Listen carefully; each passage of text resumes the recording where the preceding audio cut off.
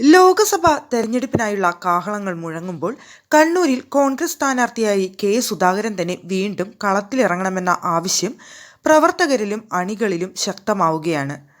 മൂന്നാം സീറ്റിനായി കണ്ണൂരിനെ ലക്ഷ്യമിടുന്ന മുസ്ലിം ലീഗും സിറ്റിംഗ് എംപിയായ കെ സുധാകരൻ മത്സരിക്കുകയാണെങ്കിൽ തങ്ങൾ പിന്തുണയ്ക്കുമെന്ന വ്യക്തമായ സൂചന കോൺഗ്രസ് നേതൃത്വത്തിന് നൽകിയിട്ടുണ്ട്.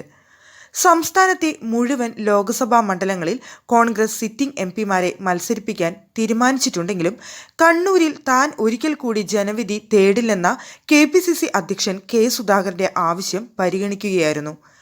കണ്ണൂരും ആലപ്പുഴയിലും പുതുമുഖ സ്ഥാനാർത്ഥികളെ മത്സരിപ്പിക്കാൻ പാർട്ടി തീരുമാനിച്ചിരുന്നുവെങ്കിലും സീറ്റ് നഷ്ടപ്പെടാനുള്ള സാധ്യത കണക്കിലെടുത്ത് കണ്ണൂരിൽ കെ സുധാകരനെ തന്നെ വീണ്ടും മത്സരിപ്പിക്കണമെന്ന ആവശ്യമാണ് പാർട്ടി പ്രവർത്തകരിൽ നിന്ന് ഉയരുന്നത്. കണ്ണൂർ DCCക്കും കെ സുധാകരൻ ഒരിക്കൽ കൂടി മത്സരിക്കണമെന്ന അഭിപ്രായമാണുള്ളത്. LDFനായി PK ശ്രീമതിയോ KK ശൈലജയോ കളത്തിലിറങ്ങാൻ സാധ്യതയുള്ളപ്പോൾ സുധാകരനല്ലെങ്കിൽ മറ്റൊരാൾ മത്സരിച്ചാൽ സിറ്റിംഗ് സീറ്റ് കയ്യിൽ നിന്ന് പോകുമെന്നാണ് ഇവർ പറയുന്നത്. കെ സുധാകരനോളം പാർട്ടി പ്രവർത്തകരിലും പുറത്തും ആവേശമുണർത്താൻ പറ്റിയ നേതാവ് ഇല്ലെന്നാണ് ജില്ലാ കോൺഗ്രസ് നേതാക്കൾ പറയുന്നത്. സുധാകരന് പറയത്തക്ക ആരോഗ്യ പ്രശ്നങ്ങളിൽ നിന്ന് അദ്ദേഹം തന്നെ തുറന്നു പറഞ്ഞ സാഹചര്യത്തിൽ ഒരിക്കൽ കൂടി മത്സരിക്കാൻ കെ സുധാകരന് മേൽ സമ്മർദ്ദം ശക്തമായിരിക്കുകയാണ്. എന്നാൽ തനിക്ക് പകരം KPCC ജനറൽ സെക്രട്ടറിയും കോഴിക്കോട് സ്വദേശിയുമായ K ജയന്തിനെ മത്സരിപ്പിക്കാനാണ് സുധാകരന് താൽപ്പര്യം. KPCC അധ്യക്ഷന്റെ അതീവ വിശ്വസ്തരിൽ ഒരാളാണ് ജയന്ത്.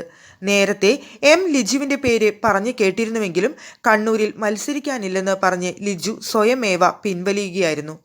ജയന്തിന്റെ സ്ഥാനാർത്ഥിത്വത്തെ ജില്ലയിൽ ഗ്രൂപ്പ് ഭേദമില്ലാതെ നേതാക്കൾ എതിർക്കുന്ന സാഹചര്യമാണുള്ളത്.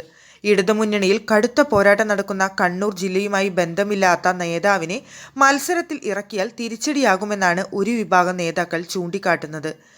LDFനും UDFനും തുല്യ സാധ്യതയുള്ള കണ്ണൂർ പാർലമെന്റ് മണ്ഡലത്തിൽ കണ്ണൂരുമായി ഏറെ ബന്ധമുള്ള ഒരാൾക്ക് മാത്രമേ വിജയിക്കാൻ കഴിയുകയുള്ളൂ എന്നാണ് ഇവർ ഉന്നയിക്കുന്ന വാദം.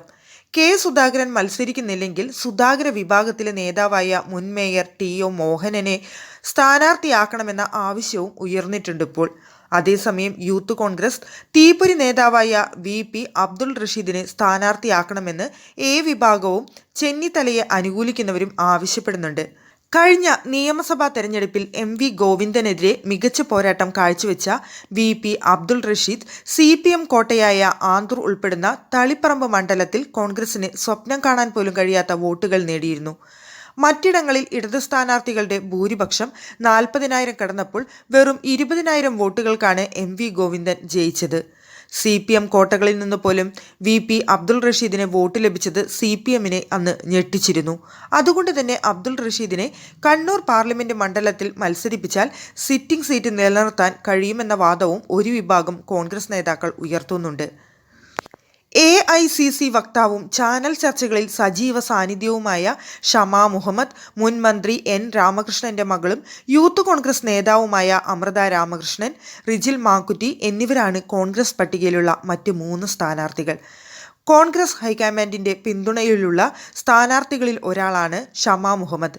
കഴിഞ്ഞ കുറേ കാലമായി ഇവർ കണ്ണൂർ കേന്ദ്രീകരിച്ചാണ് പ്രവർത്തിച്ചു വരുന്നത്.